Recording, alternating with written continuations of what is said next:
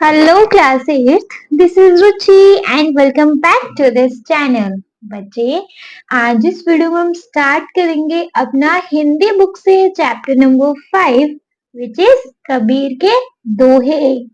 आज हम इस वीडियो में देखेंगे कबीर के दोहे। ठीक है, इन सारे दोहों का हिंदी में एक्सप्लेनेशन करेंगे बहुत इजी तरीके से। ठीक है, अच्छा अभी तक बच्चे मैं इस हिंदी बुक से आपके 4 चैप्टर्स को अपलोड कर चुकी हूँ। तो अगर आपको उन चैप्टर्स में कोई डाउट है, कोई प्रॉब्लम है उनके एक्सप्लेनेशन में, उनके एक्सरसाइज में, तो बच्चे आप उन वीडियोस को चेकआउट कर सकते हैं। ठीक है, चलिए स्टार्ट करते हैं। चैप्टर 5 विच इज कबीर के दोहे। कबीर के दोहे पूरे ये सारे बच्चे जितने भी हमें दोहे दिए हुए हैं ये क्या है? सारे कबीर के द्वारा लिखे गए दोहे हैं। इनके भैया कवि कौन है? ऑब्वियस सी बात है, कबीर है। ठीक है, अच्छा सबसे पहले बच्चे हम इस अपने कवि से परिचय कर लें। आफ्टर देन हम इस चैप्टर के दोहे स्टार्ट करें, है ना। एक ऐसे संत जो करघे पर कपड़ा और मन में कविता बुनते बुनते इतने प्रसिद्ध हो गए कि उनकी कविताएं आज भी लोग भजनों की तरह सुनते हैं और पाठ्य पुस्तकों में पढ़ाते हैं। ये जो कबीर जी हैं, ये ऐसे कवि हैं कि ये ऐसे संत हैं थे, आई मीन अब नहीं है।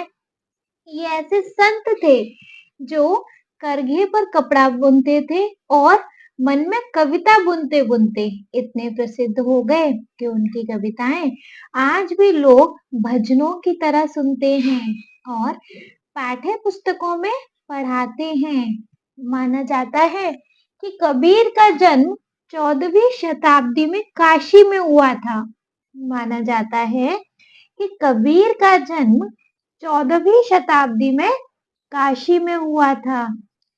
उनकी रचनाएं मुख्यतः कबीर ग्रंथावली में संग्रहित हैं। उनकी रचनाएं मुख्यतः मतलब मेनली कबीर ग्रंथावली में संग्रहित हैं।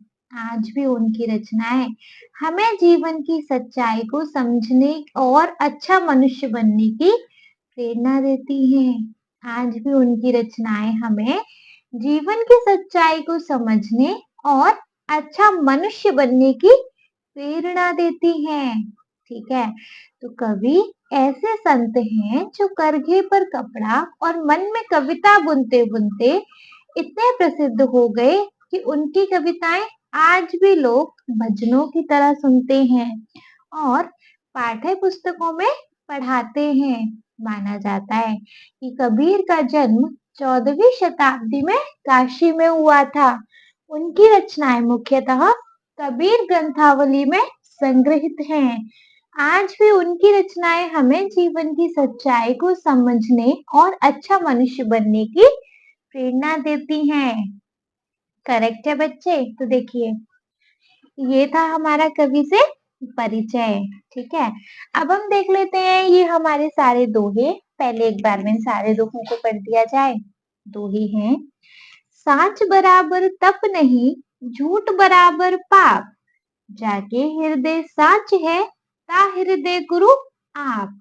ठीक है, सेकंड है, बड़ा हुआ तो क्या हुआ, जैसे पेड़ खजूर, पंछी को छाया नहीं, फल लागे अति दूर। थर्ड है, गुरु गोविंद दोऊ खड़े, ताके लागू पाए, बलिहारी गुरु आपने, गोविंद दियो बताए। ठीक है, नेक्स्ट है, अति का भला न बोलना, अति का भला न चुप, अति का भला न बरसना, अति की भली न धूप। नेक्स्ट है, ऐसी बानी बोलिए, मन का आपा खोए, औरन को शीतल करे, आप हो शीतल होए। नेक्स्ट है, निंदक नियरे राखिए, आंगन कुटी छवाए, बिन पानी साबुन बिना, निर्मल करे सुभाए। नेक्स्ट है, साधु ऐसा चाहिए, जैसा सूप सुभाए, सार सार को गही रहे, थोथा देहि उड़ाए।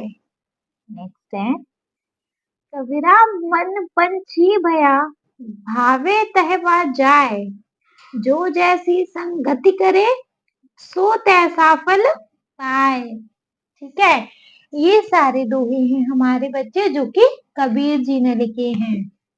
चलिए अब इन सारे दोहों को बच्चे हम पढ़ेंगे, एक एक दोहा पढ़ते जाएंगे और एक एक दोहे को एक्सप्लेन करते जाएंगे। ठीक है, चलो जैसे फर्स्ट है हमारे पास साच बराबर तप नहीं झूठ बराबर पाप जाके हृदय साच है ता हृदय गुरु आप। क्या मतलब है इसका? देखो सबसे पहले हम क्या करेंगे कि इसमें जो भी टफ वर्ड्स आए उनको बच्चे आप अंडरलाइन कीजिए और उन टफ वर्ड्स के हम क्या करेंगे आपको मीनिंग बताएंगे। जैसे साच बराबर तप नहीं, साच मतलब सच, सत्य। और क्या है तप, तप मतलब तपस्या या धार्मिक साधना। ठीक है, झूठ बराबर पाप, पाप मतलब कोई भी बुरा काम। ठीक है, जाके मतलब जिसके, हृदय मतलब हृदय मन या दिल। साच सच्चाई, साच मतलब सच्चाई सच है ना। ता हृदय, हृदय तो पता हो गया, हृदय मतलब मन या दिल। गुरु आप, गुरु आप मतलब स्वयं गुरु। तो साच मतलब होता है सत्य, तप मतलब होता है तपस्या या धार्मिक साधना, पाप मतलब होता है बुरा कर्म, जाके मतलब जिसके, हृदय मतलब हृदय मन या दिल, गुरु आप मतलब स्वयं गुरु। ठीक है, तो साच बराबर तप नहीं झूठ बराबर पाप जाके हृदय साच है ता हृदय गुरु आप। लाइन का मतलब क्या है कि सच के बराबर कोई तप नहीं होता, मतलब सच के बराबर सच के समान सच से बड़ा कोई भी तपस्या नहीं होती। अगर आपने सच बोलना स्टार्ट कर दिया तो सोचो आपने किसी तपस्या से कम चीज नहीं करी है ना। आपने तपस्या से बड़ी चीज करी है। सच बोलना एक तपस्या से मतलब तपस्या करने से भी बड़ा है। झूठ बराबर पाप, और झूठ बोलना किसी पाप करने से कम नहीं है। ठीक है, जितना कि सच बोलना किसी तपस्या से कम नहीं है उतना ही झूठ बोलना किसी पाप से कम नहीं है। जाके हृदय साच है मतलब जिसके हृदय में सच्चाई होती है, जो इंसान सच के रास्ते पे चलता है, ता हृदय गुरु आप, उसके हृदय में स्वयं गुरु का वास होता है।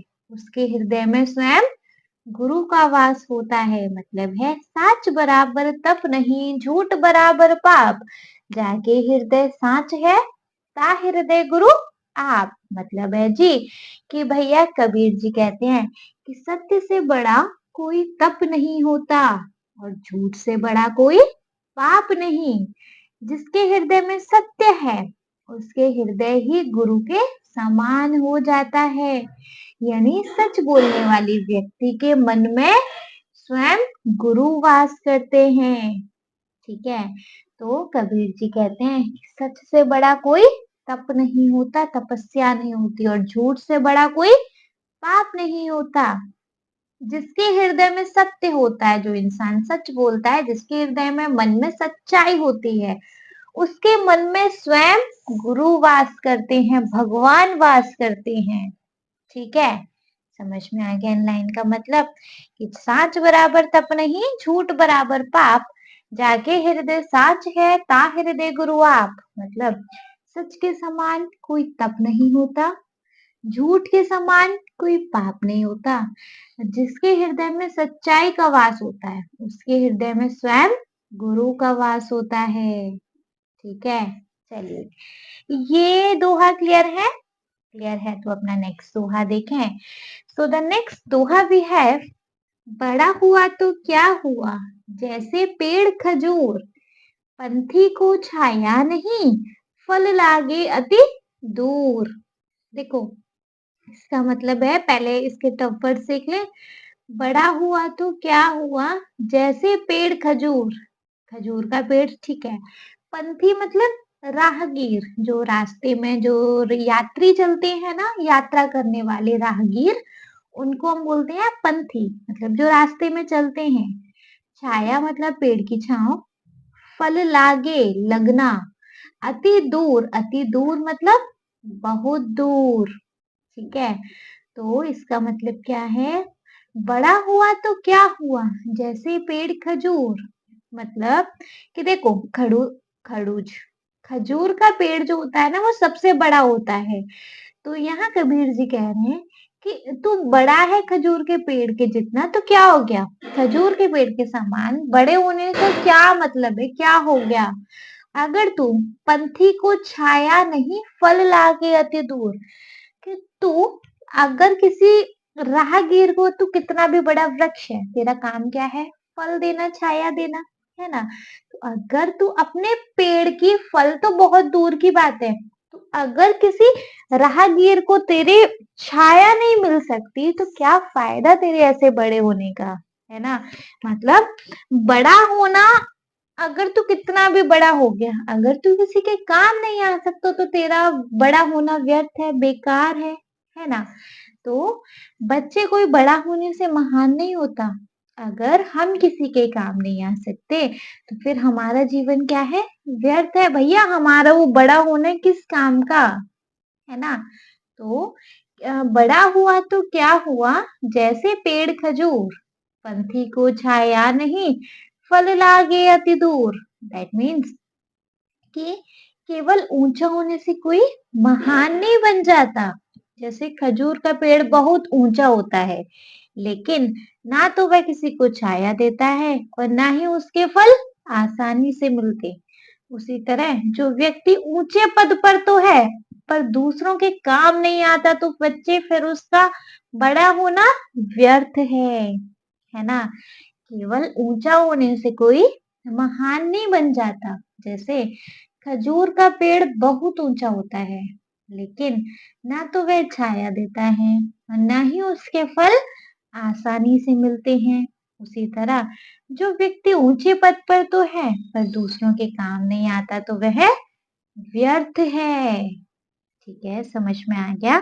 चलिए, समझ में आ गया तो देखेंगे अपना थर्ड वाला, विच इज गुरु गोविंद दोऊ खड़े।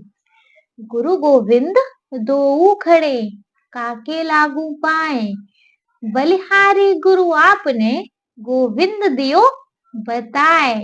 इसका मतलब क्या है भैया? इसका मतलब है, तो फर्स्ट देख ले। गुरु मतलब हमारे जो जो हमारे शिक्षक हैं वो, गोविंद मतलब भगवान, दो मतलब दोनों, काके मतलब किसके, लागू मतलब लघु मतलब पैर छूना, पाए मतलब पैर, ठीक है, पैर या चरण। बलिहारी मतलब कि बलिहारी बोलते हैं बलिदान देना या किसी का आभार मानना, है ना? बलिहारी गुरु मतलब उनका आभार है हम पे, हम उनको बोल रहे हैं बलिहारी गुरु, आपका आभार है हम पे। गुरु का आभार मानते हुए गुरु को कह रहे हैं बलिहारी गुरु। गोविंद दियो बताए, बताए मतलब बताना, ठीक है?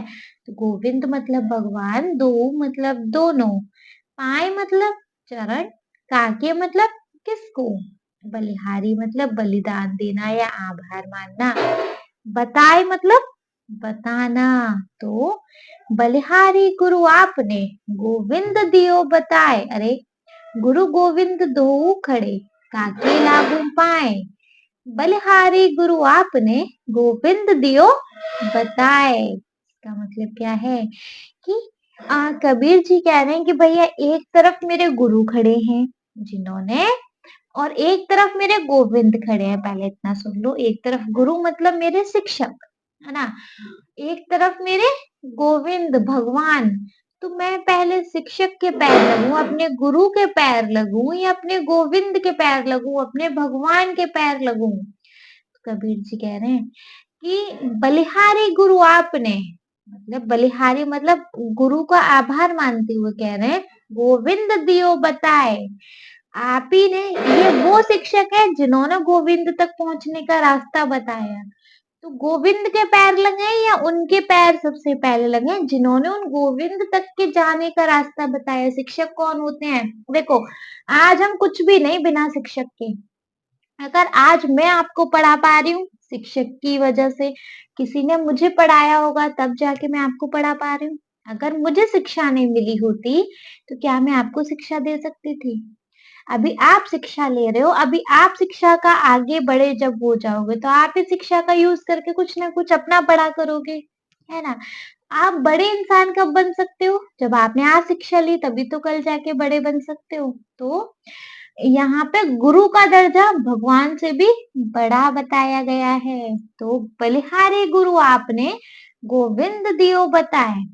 गुरु ने ही गोविंद को मतलब गोविंद तक पहुंचने का रास्ता बताया है। तो भैया सबसे पहले गुरु के पैर लगना बनता है ना? तो गुरु गोविंद दो खड़े काके लागू पाए, बलिहारी गुरु आपने गोविंद दियो बताए। देखो, यहाँ कबीर जी कहते हैं, यदि गुरु और गोविंद दोनों एक साथ खड़े हों तो पहले किसके चरण छुए? यदि गुरु और गोविंद, गुरु और भगवान दोनों एक साथ खड़े हों तो पहले किसके चरण छुए?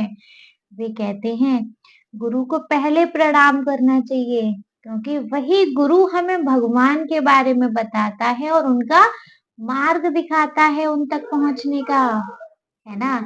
तो कबीर जी कहते हैं इन दोहों के माध्यम से कि यदि गुरु और भगवान दोनों एक साथ खड़े हो तो पहले किसके चरण छुए? तो वे कहते हैं गुरु को पहले प्रणाम करना चाहिए। क्यों? क्योंकि गुरु वही गुरु हैं जो हमें भगवान के बारे में बताते हैं और उन तक पहुंचने का मार्ग दर्शन कराते हैं। क्लियर है? चलो नेक्स्ट आ जाए। ऐसी बानी, सॉरी इससे पहले एक और है। अति का भला न बोलना, अति का भला न चुप। अति का भला न बोलना, अति का भला न चुप। अति का भला न बरसना, अति की भली न धूप। अति का भला न बोलना, अति का भला न चुप। अति का भला न बरसना, अति की भली न धूप। इसका मतलब है अति मतलब होता है बहुत ज्यादा या अत्यधिक। भला मतलब अच्छा, ठीक है। भला मतलब अच्छा, चुप मतलब एकदम कीप क्वाइट। और बरसना मतलब बारिश होना। अति की भली न धूप, धूप मतलब सूर्य की वही तेज रोशनी, है ना? तो अति का भला न बोलना, अति की भला न चुप। अति का भला ना बरसना, अति की भली ना धूप। मतलब क्या है कि हर चीज की अति जो होती है बुरी होती है। जैसे अति का बोलना, बहुत ज्यादा बोलना अच्छी बात नहीं होती। जो इंसान देखे आपने बहुत ज्यादा गपर गपर गपर गपर करते रहते हैं, क्या अरे कितना बोलता है, नहीं भाई परेशान करके रख दिया इसने, तो इतना बोलता है। तो ज्यादा बोलना भी अच्छी बात नहीं है।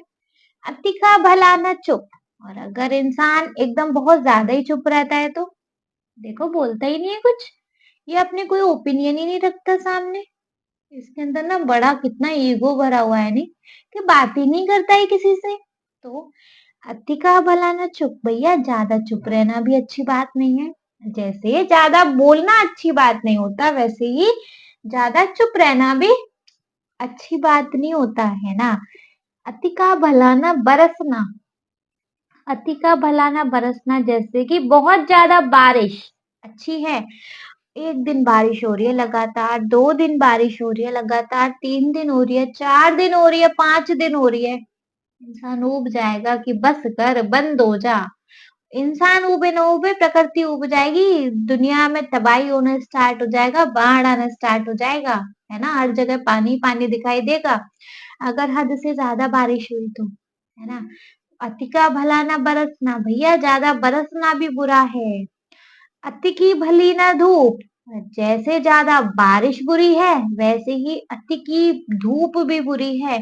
हर दिन धूप धूप धूप, डेली धूप निकल रही है, डेली धूप निकल रही है। क्या सोचोगे, इतनी गर्मी हो रखी है, नहीं? काश बारिश हो जाए, काश अब तो चाहे एक बार बारिश हो जाए, एक दिन बारिश हो जाए। तो अति की भली ना धूप, भैया धूप भी अति की अच्छी नहीं होती ओवरऑल। अति किसी चीज की अच्छी नहीं होती। आप किसी भी चीज की अति करते हो तो वो हानिकारक है ही। चाहे वो अति का भला ना बोलना भैया, चाहे वो अति का बोलना हो, अति का चुप रहना हो, हद से ज्यादा बारिश हो या हद से ज्यादा धूप हो। तो बच्चे, इन दोहों के माध्यम से कबीर दास जी हमें क्या बताते हैं कि हर चीज की अति मतलब हर चीज का बहुत ज्यादा कर देना हानिकारक होता है। ना बहुत बोलना अच्छी बात होती है, ना ही बहुत चुप रहना अच्छी बात होती है। जैसे कि ना तो अधिक बारिश अच्छी होती है और ना ही अधिक धूप। जीवन में संतुलन ही सबसे अच्छा है भैया, हर चीज का संतुलन होना चाहिए। बारिश भी होनी चाहिए थोड़ी सी धूप भी होनी चाहिए। हमें बोलना भी चाहिए और हमें चुप भी रहना चाहिए। हर चीज का हमें एक्सेस नहीं कर देना चाहिए कि लो भैया बोले जा रहे हैं तो बोले ही जा रहे हैं, चुप है तो चुप ही है, बारिश आ रही है तो आ ही रही है, सो रहे हैं तो सो ही रहे हैं, खा रहे हैं तो खा ही रहे हैं। नहीं, हर चीज का भैया थोड़ा सा बैलेंस बना के चलो ना, कि खाना है ठीक है, इतना ही खाना है बस। जीवन में संतुलन ही सबसे अच्छा होता है। एक बैलेंस बना के चलना सबसे अच्छा होता है। तो कबीरदास जी यहाँ इन दोहों के माध्यम से कहते हैं कि हर चीज की अति हानिकारक होती है। ना तो बहुत अधिक बोलना अच्छी बात होती है, ना बहुत अधिक चुप रहना। ना तो बहुत अधिक बारिश अच्छी होती है, ना ही बहुत अधिक धूप। जीवन में संतुलन ही सबसे अच्छा होता है। ठीक है, चलिए नेक्स्ट देखें तो जी, नाउ नेक्स्ट वी हैव ऐसी बानी बोलिए मन का आपा खोए। ऐसी बानी बोलिए मन का आपा खोए, औरन को शीतल करे आपहु शीतल होए। इसका मतलब क्या है? अच्छा, टफ वर्ड्स। ऐसी बानी, बानी मतलब वाणी, बोलने का तरीका। बानी मतलब बोलने का तरीका। मन का आपा खोए, आपा मतलब मन का अहंकार घमंड, मतलब मन का आपा खो जाए, अहंकार घमंड खत्म हो जाए, है ना। औरन को, औरन मतलब दूसरों को, शीतल मतलब ठंडक देने वाली शीतल, आपहु स्वयं खुद, होए मतलब होना।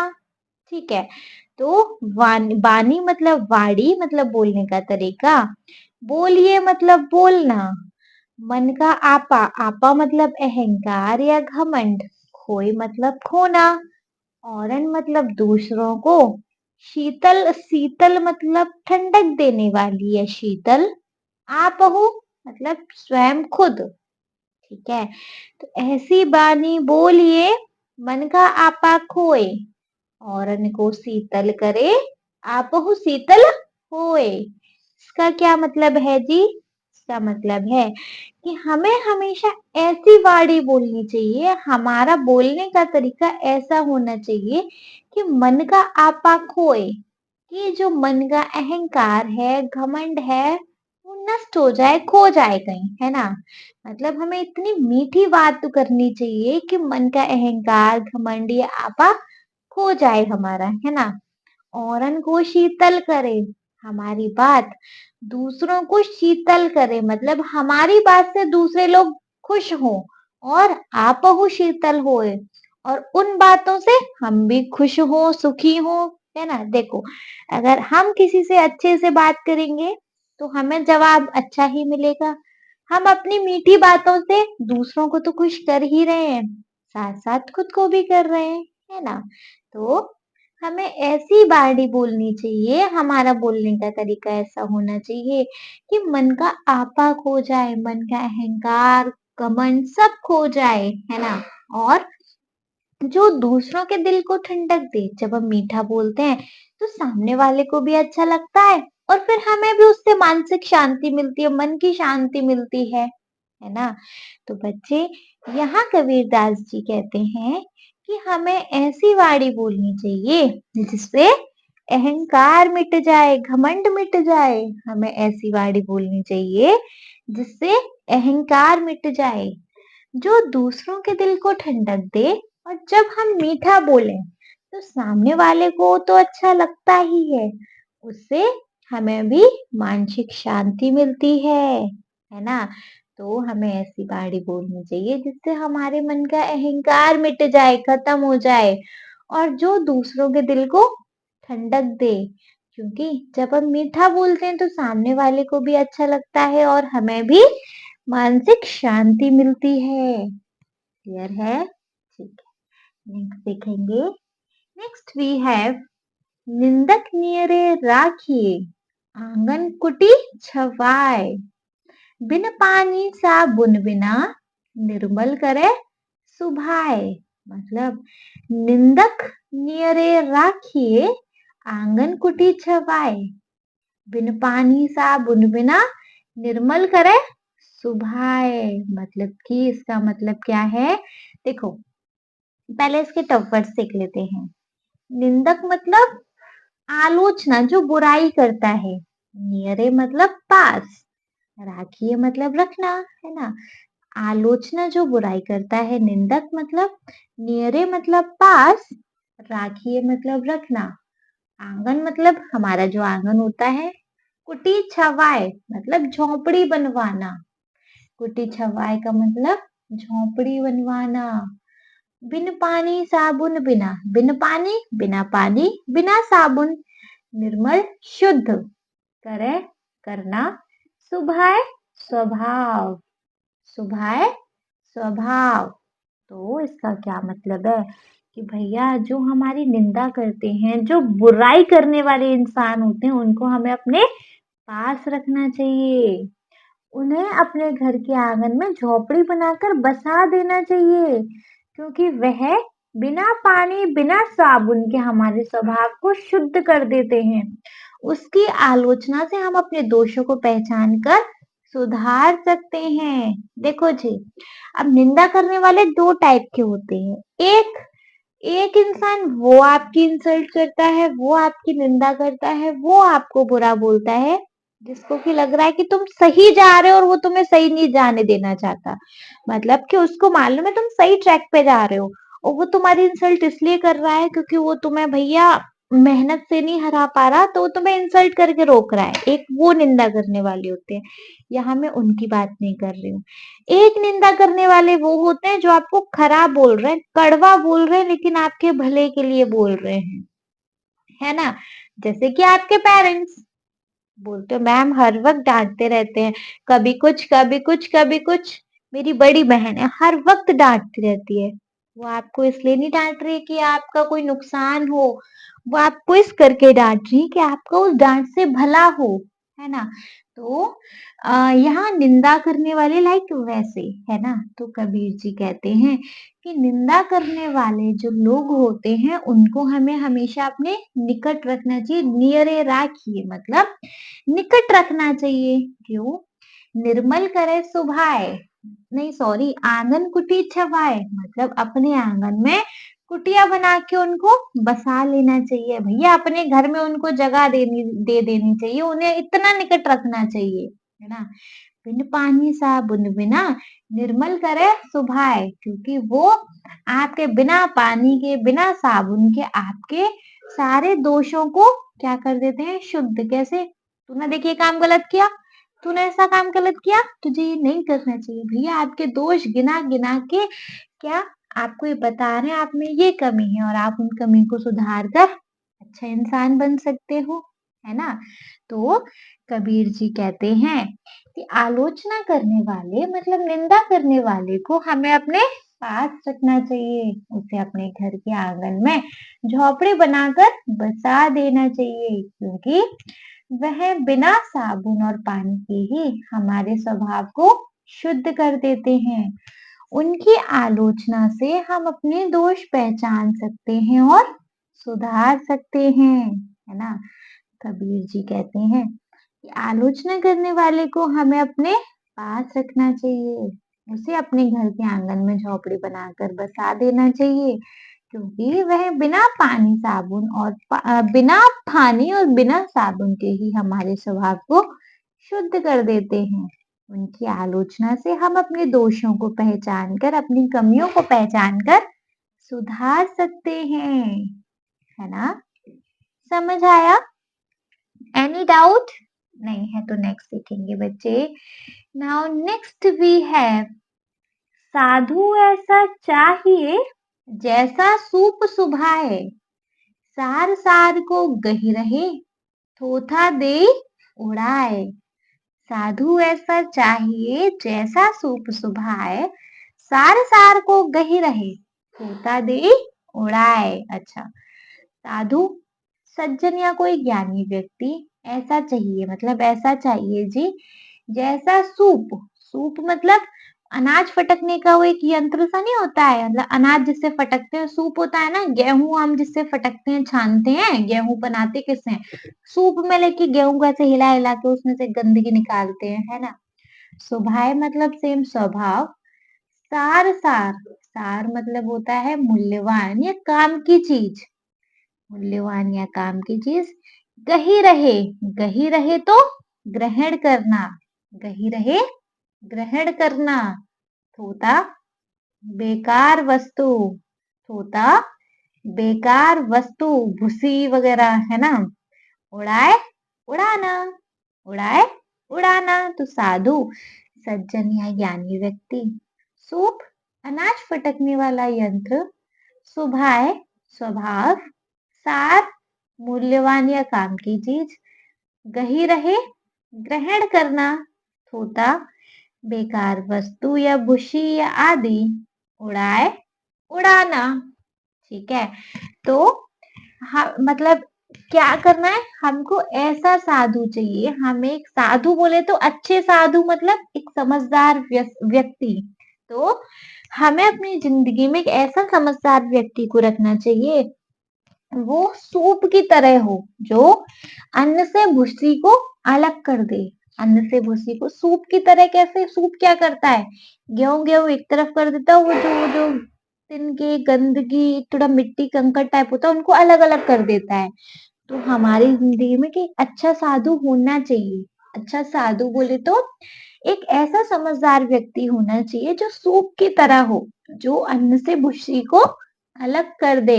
यानी सज्जन व्यक्ति काम की बातें ग्रहण करता है, काम की बातें वो अन्न के समान मानो, और बेकार की बातों को छोड़ देता है। छोड़ना मतलब वो बेकार की बातें भूसी मानो।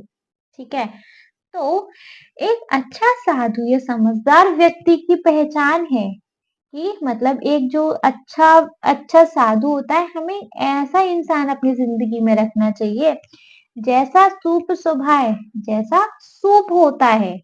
हमें ऐसा साधु चाहिए, हमें ऐसा समझदार इंसान चाहिए जैसा कि सूप होता है, जैसे सूप का स्वभाव होता है। सूप का स्वभाव क्या? गेहूं गेहूं एक तरफ कर देना, जो भूसी भूसी होती है उसको एक तरफ कर देना, है ना? सार सार को गही रहे, जो अच्छी अच्छी चीजें काम की बातें हैं उनको तो अपने पास रखे, थोता दे उड़ाए, और जो थोता होता है बेकार की बातें होती है उनको उड़ा देता है ना? जैसे सूप करता है, सूप क्या करता है?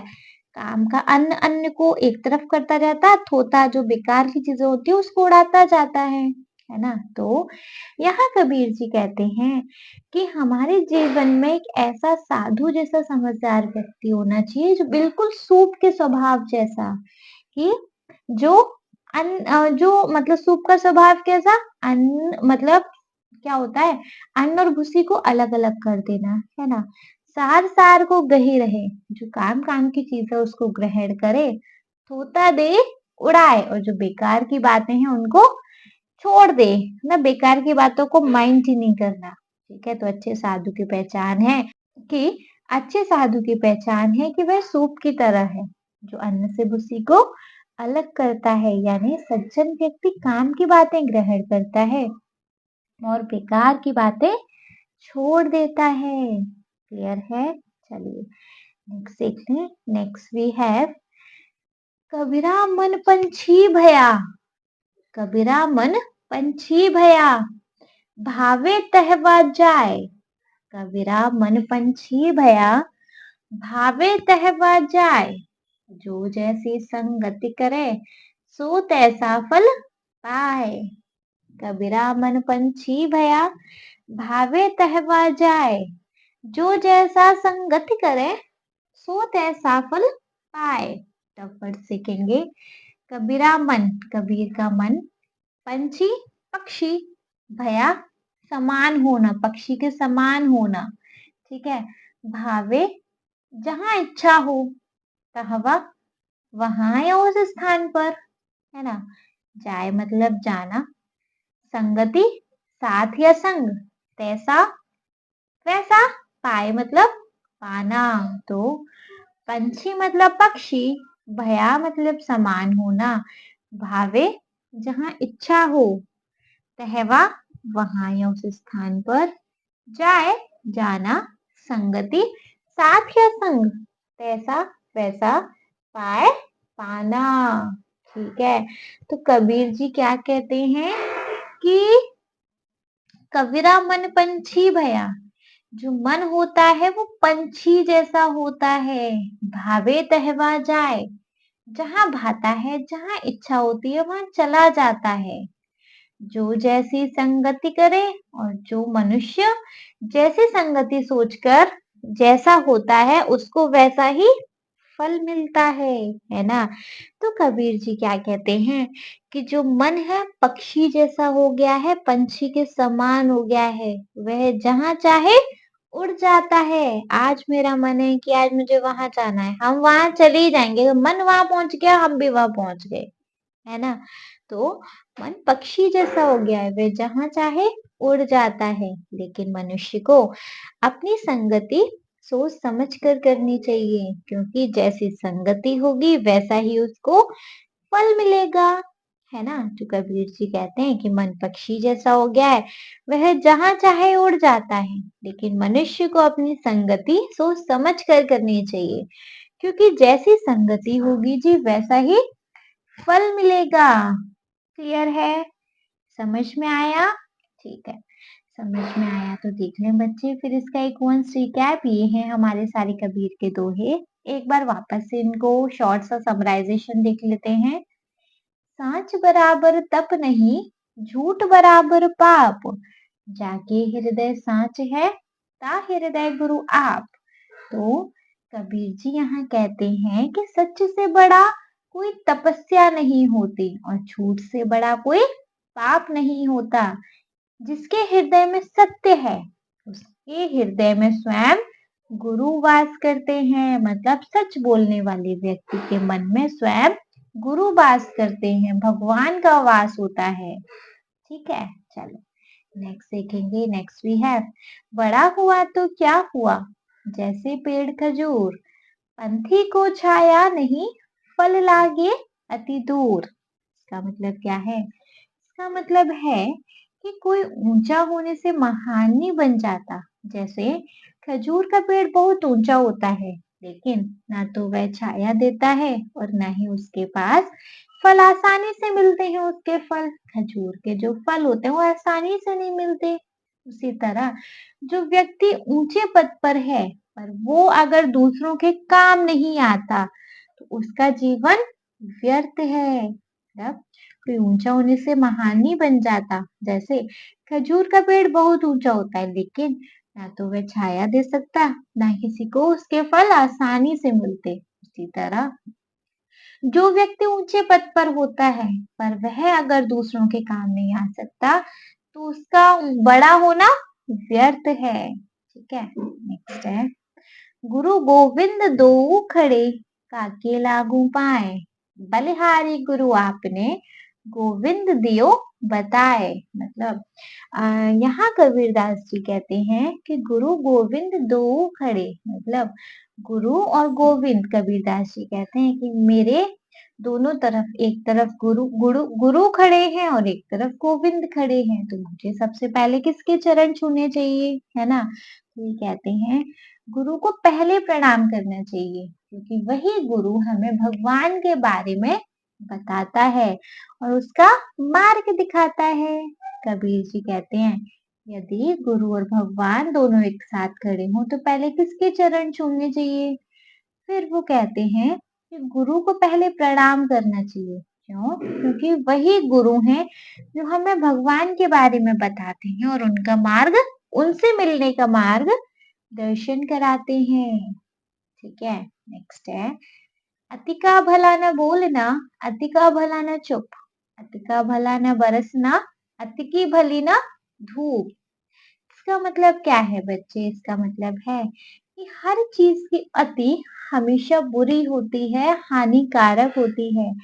ना अति का बोलना, ना बहुत ज्यादा बोलना अच्छा होता है, ना ही बहुत ज्यादा चुप रहना। वैसे ही ना तो अधिक बारिश अच्छी होती है, ना ही अधिक धूप। हमेशा जीवन में संतुलन ही सबसे अच्छा होता है। हर चीज की अति हानिकारक होती है। ना तो अधिक बहुत बोलना अच्छा होता है, ना ही बहुत चुप रहना अच्छा होता है। जैसे सब बहुत ज्यादा बारिश जैसे अच्छी नहीं होती, वैसे ही बहुत ज्यादा धूप भी अच्छी नहीं होती। जीवन में संतुलन ही सबसे अच्छा होता है। ठीक है, चलो नेक्स्ट है, ऐसी वाणी बोलिए मन का आपा खोए, औरन को शीतल करे आपहु शीतल होए। मतलब यहाँ कबीरदास जी इन दोहों के माध्यम से कहते हैं कि हमेशा मनुष्य को ऐसी बाणी बोलनी चाहिए जिससे उसके अहंकार मिट जाए, जो दूसरों के दिल को ठंडक दे। क्योंकि जब हम मीठा बोलते हैं तो सामने वाले को भी अच्छा लगता है और हमें भी मानसिक शांति मिलती है। तो हमें ऐसी वाणी बोलनी चाहिए जो मन का आपा खो दे, है ना? यार वाह यार, क्या बात करता है ना? जो बात दूसरों को तो अच्छी लगे, जैसे हमारी बात तो दूसरों के तो मन भाए भी, और बल्कि अपने मन को भी शीतल करे, अपने मन को भी वो बात अच्छी लगे। ठीक है, नेक्स्ट है, निंदक नियरे राखिए आंगन कुटी छवाए, बिन पानी साबुन बिना निर्मल करे सुभाए। इसका मतलब है कि हमेशा हमें अपने आसपास निंदा करने वालों को रखना चाहिए, आलोचना करने वालों को रखना चाहिए, जो हमारी बुराई करते हैं उन्हें अपने आसपास रखना चाहिए, निकट रखना चाहिए। उन्हें अपने घर में आंगन में झोंपड़ी बनाकर बसा देना चाहिए, क्योंकि वह बिना साबुन और पानी के ही हमारे स्वभाव को शुद्ध कर देते हैं। उनकी आलोचना से हम अपने दोष पहचान सकते हैं और उन्हें सुधार सकते हैं।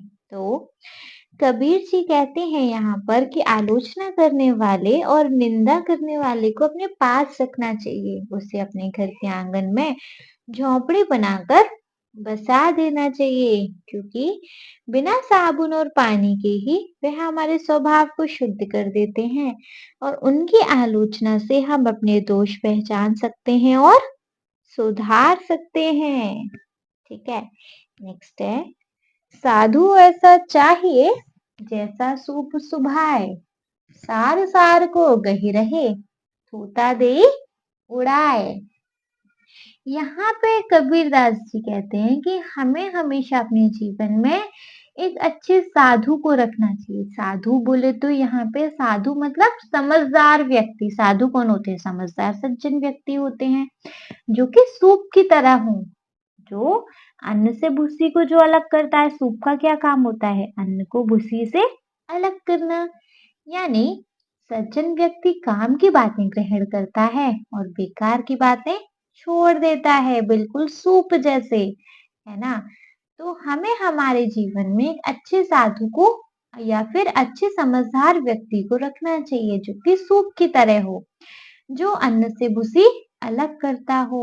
यानी सज्जन व्यक्ति काम की बातें ग्रहण करता है और बेकार की बातें छोड़ देता है। ठीक है, चलिए नेक्स्ट देखेंगे, कबीरा मन पंछी भया भावे तह वह जाए, जो जैसी संगति करे सो तैसा फल पाए। कबीरा मन पंछी भया मतलब कबीर जी कहते हैं कि जो मन होता है वो पंछी जैसा होता है, जहां चाहे जा सकता है। जो मन होता है पंछी समान होता है, जहां चाहे जा सकता है। लेकिन मनुष्य को अपनी संगति सोच समझ कर करना चाहिए। अपने आचरणों को भैया सोच समझ के लेना चाहिए कि हमें अच्छे लोगों के साथ बैठना है कि बुरे लोगों के साथ बैठना है, क्योंकि जैसी संगति होगी वैसा ही उसको फल मिलेगा, है ना? तो कबीर जी कहते हैं कि मन हम जो मनुष्य का मन होता है पंछी जैसा होता है, जहाँ जाए उड़ जाता है, लेकिन मनुष्य को अपनी संगति सोच समझ कर करनी चाहिए, क्योंकि जैसी संगति होगी उसको फल भी वैसा ही मिलेगा। ठीक है बच्चे, ये था हमारा एक शॉर्ट सा, हमने समराइज भी कर दिया इस चैप्टर को, एक बार से हमने समझा भी दिया। आई होप बच्चे अभी आपको दोहे सारे अच्छे से क्लियर हो गए होंगे। ठीक है, तो अगर आपको ये दोहे अच्छे से समझ आ गए तो बच्चे प्लीज आप इस वीडियो को एक लाइक कर दीजिएगा, चैनल को सब्सक्राइब तो जरूर ही कर लीजिएगा, और आपको ये जिन फ्रेंड्स के लिए ये वीडियो हेल्पफुल होता है उनको इस वीडियो को उठा के शेयर कर दीजिएगा। ठीक है, अगर अच्छे से एक्सप्लेनेशन समझ में आया ना तो नीचे अच्छे से कॉम्प्लीमेंट कमेंट भी आ सकते हैं, मैम आपने अच्छा पढ़ाया, हमको अच्छे से समझ आ गया, है ना। ठीक है, आपको बच्चे एक चीज और, आपको इस चैनल पे सारे सब्जेक्ट का कंटेंट अवेलेबल होने वाला है, हर सब्जेक्ट के हर एक चैप्टर्स आपको यहाँ बहुत जल्दी अपलोड कर दिए जाएंगे, कुछ अपलोड हो चुके हैं, कुछ और कर दिए जाएंगे। ठीक है, तो आपको किसी और चैनल पे क्यों जाना है, इस चैनल को इसलिए सब्सक्राइब कर लीजिए। Okay, thank you so much.